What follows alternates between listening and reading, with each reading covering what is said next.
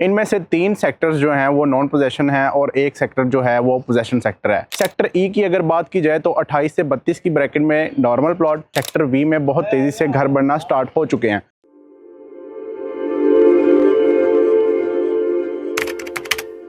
अस्सलाम वालेकुम, this is me Hafiz Hasan from IJ estate and builders. Viewers, आज मैं बात करूंगा डीएचए मुल्तान 5 मरला सेक्टर्स और उनकी प्राइस के हवाले से।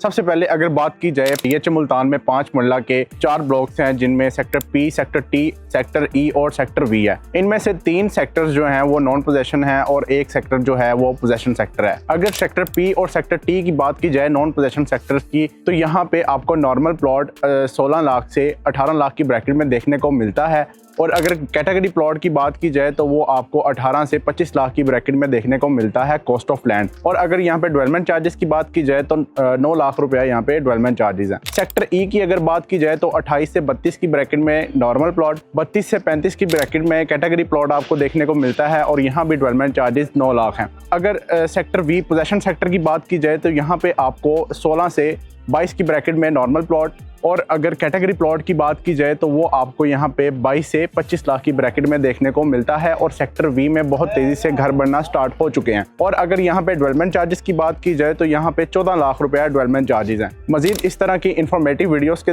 लिए हमारे आईजे एस्टेट के चैनल को लाइक, सब्सक्राइब और शेयर करें। शुक्रिया।